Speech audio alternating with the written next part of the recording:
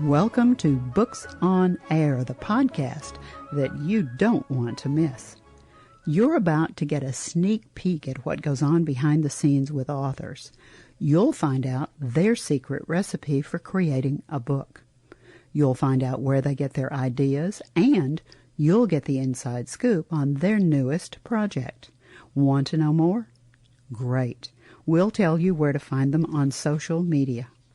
Are you ready to meet today's author? Well, joining me today is award-winning author Loretta Horner-Miller. She has a bachelor's degree in English with a minor in Spanish and a master's of education degree in integrating technology into the classroom. She's a poet, an essayist, and an accomplished multi-genre author. Her awards include a 2018 Book Excellence Award finalist in the memoir category at the New Mexico-Arizona Book Awards, and also in 2018, the Independent Press Distinguished Favorites Awards, also in the memoir category. Loretta's been a presenter at National Women Writing the West Conference, and she's joining me today to talk about her book, Just Another Square Dance Caller, the Authorized Biography of Marshall Flippo. Welcome, Loretta. Thank you. Thank you so much. It's a pleasure to be here. Oh, it's my pleasure. This is such a terrific book. I looked through everything, and the collection that you have done with this is just wonderful. And it led me to wonder something. How were you very first introduced to square dance? Well, square dancing has been a part of my life forever. In fact, before I was born, my mother was square dancing the night before I was born. She danced one tip, which is basically, about a 20-minute dance. The next day she had me, and friends met my dad downtown Trinidad, Colorado, and said that little girl was born dancing. So I've been dancing my whole life. And why do you enjoy it so much? I mean, I square danced when I was young, and I told you earlier that I had worked for the Arlington Park and Recreation Department, and that we had a group of square dancers that came down once a week and danced, and they always just had smiles on their faces and just seemed to have such a great time. What is it about square dance? Well, to me, it's a couple of things. I love the music. I love to dance. I love the people. What has happened for me is that, there's a saying in square dancing that square dancing is friendship set to music. And I have friends all over the world, and I can attribute it to square dancing. Well, I remember how much fun it was, and I remember how happy everybody always was when they came down to dance. So it's just, I guess you're right. I guess it's the movement, and it's the camaraderie, and it's just everything. Why did you decide to write the book about Marshall Flippo? Well, it was really a gift to me. It was a privilege to write this book. It wasn't my idea, though. My husband and I were at a square dance, and after the dance it was a square dance weekend, and after the dance on Saturday evening, we were all sitting around and visiting, and Flippo, and we call him Flippo or Flip, that's what he went by, and people were talking about him because he was ending his career, and somebody said, you know what, somebody needs to write his biography, and my husband turned and looked at me and said, well, you're the writer in the group, why don't you do it? So I prayed about it. We prayed about it. I called up Flip and I said, what would you think about me writing your biography? And he goes, oh, no. Nobody in the world would want to read my biography. But I do have a book you should write. You should write collect all the crazy things that traveling callers do. And then he said, oh, wait a minute. That would be X-rated. That wouldn't work. So he was coming to Albuquerque to honor his last contract for the state festival, and it was Friday night, and it was during early break, one of the breaks, and I went over and was visiting with him, and there was a group of state New Mexico callers standing around him, and he brought it up, and he said, Loretta wants to write my biography. Now, who in the world would buy that? And everybody in that circle raised their hand. So that was, I think that was confirmation for him that it was something that would be well received. What made him special, Loretta? He was in his 90s when he stopped doing the thing that he loved so much. What was special about him? Well, Marshall Flippo was a very humble man. In fact, he told me when we started this project early on, he said, "Do not make me a hero in this book. I'm not a hero." And so he was very humble. But the other piece, there's several reasons why he was so successful. He was a bridge between two eras in the history of square dancing. His mentor, Betty Casey, and out of Abilene, Texas, and Bob Osgood out of California were trained by a very well-known square dancer in square dance history. His name was Lloyd Pappy Shaw out of Colorado Springs, Colorado. And Flippo honored what those two had taught him, and he brought it to the next generation of callers. He also had this knack for himself that he would meet somebody, and then if he didn't see them for a year or so, he would remember their names. Wow. And people felt honored and felt like he really was a friend to them. He had a fantastic mind. The way he choreographed his material, he did it all in his mind. He did not use any of the mechanisms that people use. He had a great singing voice. And he had a personality. He loved people. So, that's a great combination. All of those things right there. Oh, you're absolutely right. And the book is so cool because you've got all of these wonderful pictures.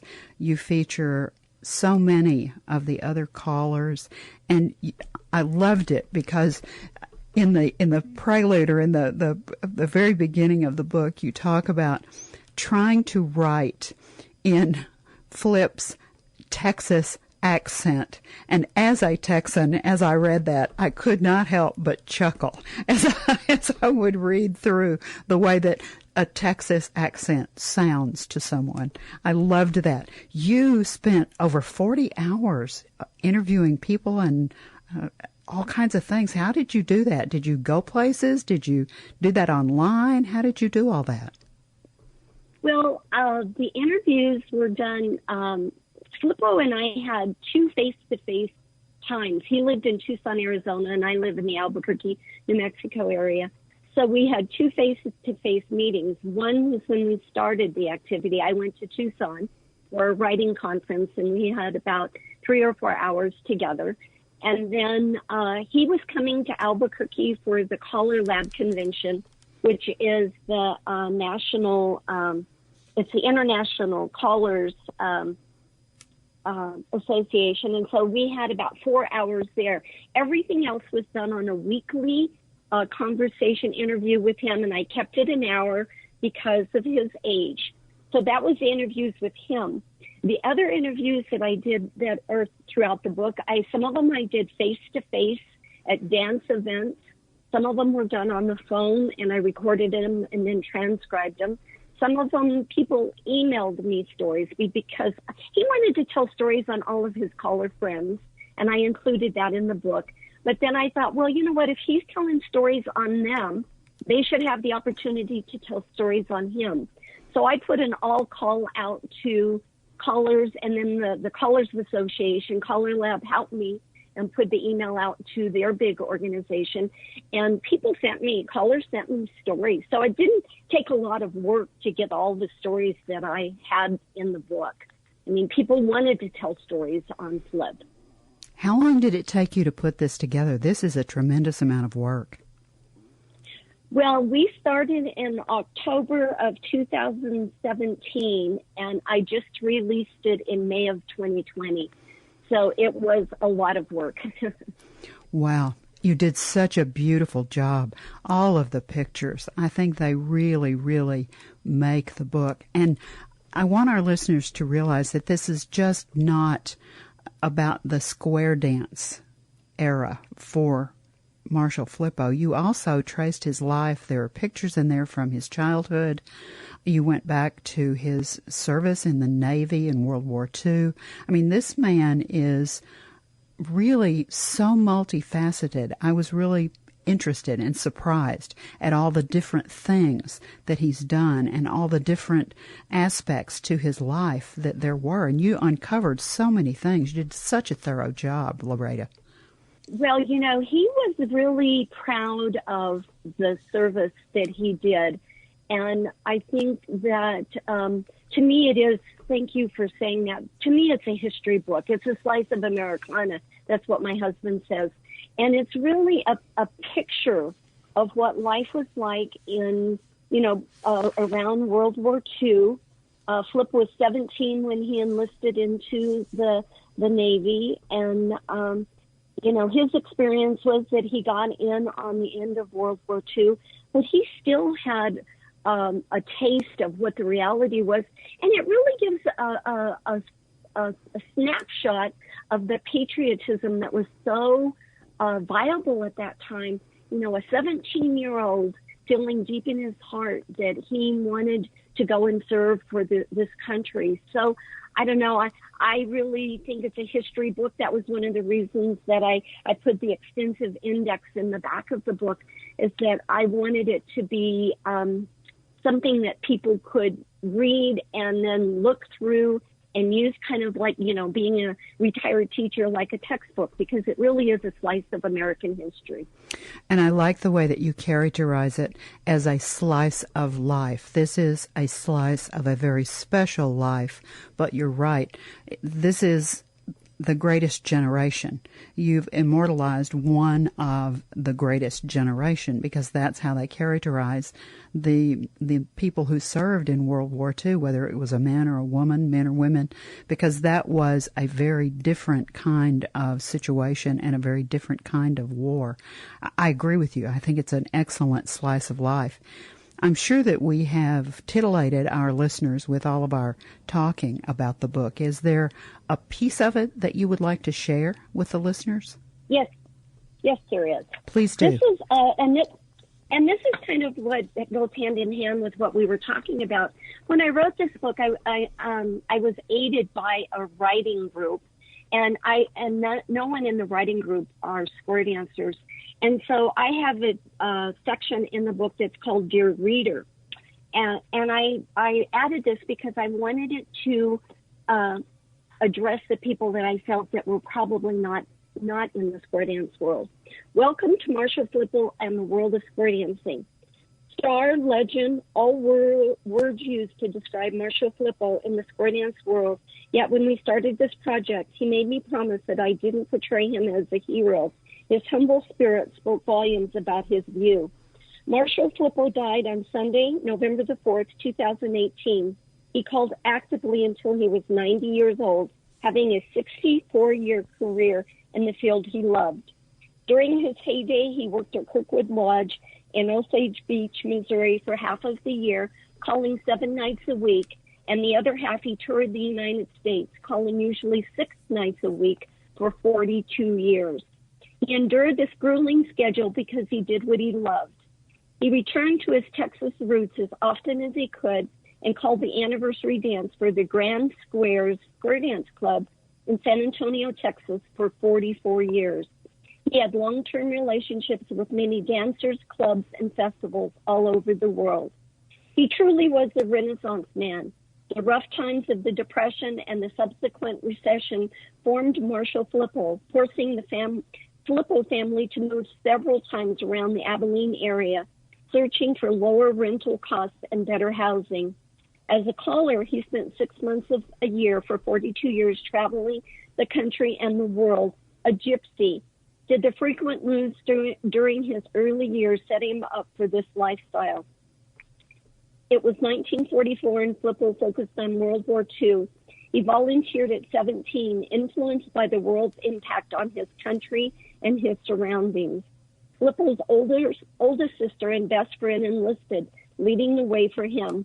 So his patriotism shifted the direction of this young Texan's life away from finishing high school and out to the world. After his service to his country, Flippo returned to Abilene, Texas, and met the love of his life, Lisa. A happenstance career that fell into place because of a serendipitous square dance vacation to Kirkwood Lodge in the Lake of the Ozarks of Missouri ultimately changed his life forever. His career spanned 6 decades, and he loved every minute.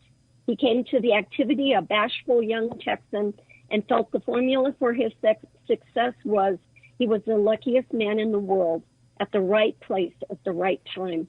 This powerful theme weaves its way through his life story, from getting right home to Abilene, Texas with his friend Thurman Curry, to his naval training in San Diego, California, and his baseball career, to all the ins and outs of his successful square dance calling career.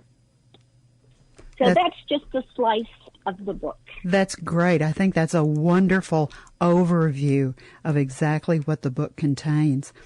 I know that our listeners are probably wondering where they can find the book, and since Amazon is where so many people go, I always check Amazon, and I went there this morning, and I want to give the listeners the specific name of the book so that they can find it easily.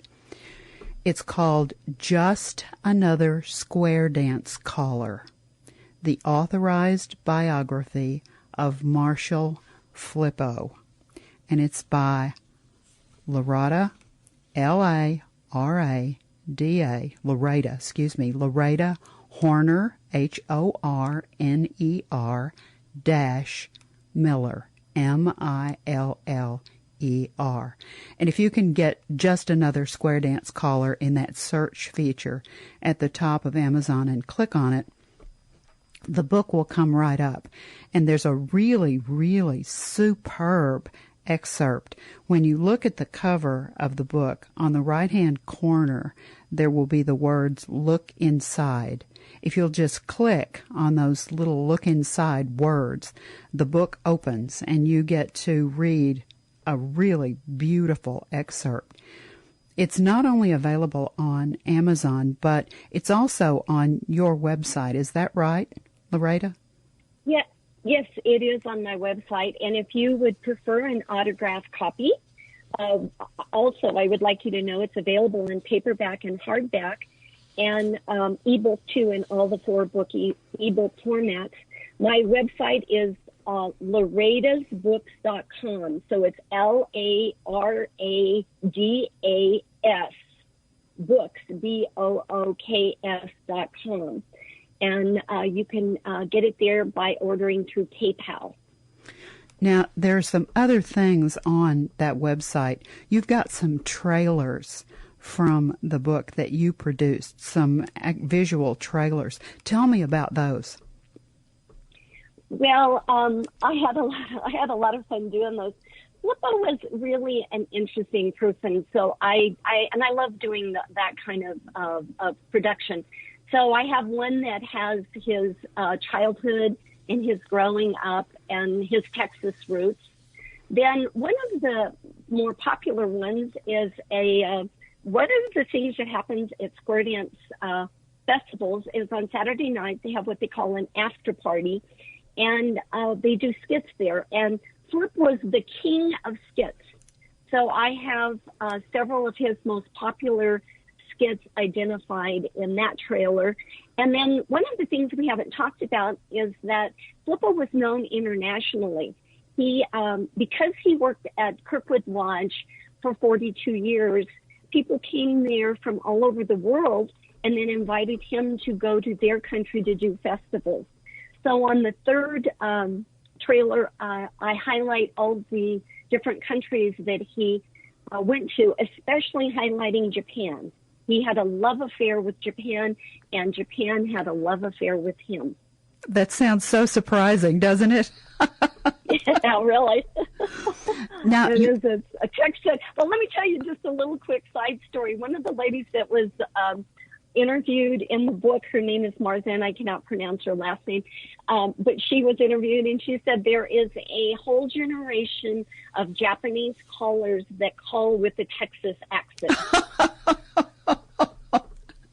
I love it. And wouldn't you love to hear one of those callers with that Texas accent and that Japanese exterior. It just would not look like they went together, would it? No, not now, at all. Also, the listeners, when they go to your website, you also have a blog. Tell me about your blog. Well, I do a weekly blog, and it has it's been really a fun thing. I've done it over the last 6 or 7 years, and I have just had a blast with it. It is basically my thoughts for the week, whatever is going on in my life, my world, our world at the time. I finished about a 3-month focus on the coronavirus. I write poetry, so I did a lot of poetry writing to, to deal with what was going on when we jumped in the middle of that whole horror in March. And so I have a lot on that. I have a lot about travels that my husband and I've done. And of course, I have a lot about Marshall Flippo. Loretta, you're doing a lot on social media as well. Let's give our listeners some of the places that they can find you. I know that you have an author page on Facebook. How can they find that author page on Facebook? Well, the easiest way would be just to search for my name, Loretta Horner-Miller, and it will come up as one of the choices. I have a personal page. The author page has my name and then comma authors, so that's the way they would find my Facebook page. I'm on Twitter. I'm on Instagram. I'm on YouTube. I'm on LinkedIn, Pinterest. What else am I on? I think that's the majority of the ones that I'm active on. So basically, if they put your name into any of those platforms, they'll be able to find you. Yes. I always like to give an author the opportunity to have the final word with our listeners. And this is such a personal book, and it's just, it has so many facets to it. What do you want the reader to leave with? Because you've given this wonderful slice of a wonderful life, you've gone into the war, you've talked about the Depression, you've also given, there are all these pictures, it's extensive. Do you want the reader, after they close that back cover for the last time, to take away the fact that this was a very special person and that this was a very interesting life? Is there something else besides that you would like the reader to leave with? Well, I guess my hope would probably couple with what Flippo wanted more than anything. He wanted people to laugh. He really enjoyed his life, and he wanted to have the reader laugh because that was such an amazing part of his life. I hope also that whenever the reader closes the book and has kind of sat for a moment thoughtfully, I'm sure they've shed a tear because there's heartbreak in this book too. But I hope they fall in love with this admirable man. And there was so much information to try to fit into this book. He made me promise that this book would be no bigger than Bob Osgood's biography. And so I had to that was my guiding light for the book. But I had so much leftover material. I also created a members only section on my website. So once someone buys the book, and I'll tell you what page it's on page 485, if they turn to page 485, they will have the means by which to connect with me and then have access to that that part of my website. I have 6 or 7 pages there now, and I'm getting ready to add a whole nother one because someone, after buying the book, emailed me and said, Loretta, I have 13 sound bites of Marshall Flippo talking on a variety of things. Some of them are jokes and some of them are jokes for the adult world, but some of them are historic because, he talks about a variety of things that have to do with square dancing. And some of them are just some of his life stories, but it's in his voice. So that will be up on the members only. I have links to Flippo's career was skyrocketed by a hit song he did, The Auctioneer, just a year or two after Leroy Van Dyke released it. And it was a hard song to sing. If you're not familiar with that song, it has got words you cannot imagine. And so Flip fell into a situation where he connected with the owner of Blue Star Records in Houston, Texas. The man's name was Norman Meyerбach, and he offered to see if he would produce it. And Meyerбach looked at the words, looked at the song, and said, "No way, callers don't want to learn that many words when they're singing a song." But then he came back to him a couple of months later and said, "You know what? Let's record it." So Flippo and Nisa and Nisa's parents, he had a dance on Saturday night. They drove to Houston from Abilene, recorded it in a live session because back then they didn't have where they could do the different tracks. They got it right the first time, drove home, and he went to work. Him and Nisa went to work Monday morning on their jobs that they were doing. It became a hit.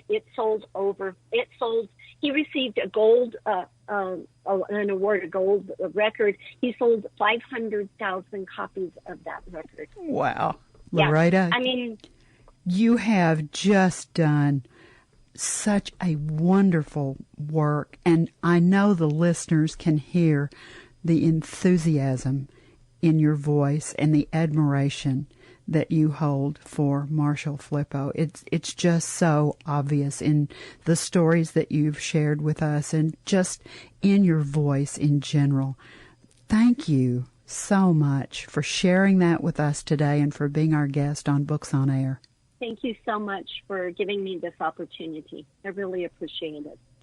You've been listening to the Books on Air podcast, brought to you on webtalkradio.net. You can also hear this podcast on iTunes and iHeartRadio.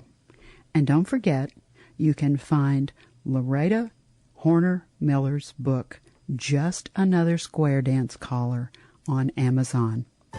I'm Suzanne Harris, and I hope you'll join our next Books on Air podcast because remember, you never know who's going to be here. Thank you so much for listening.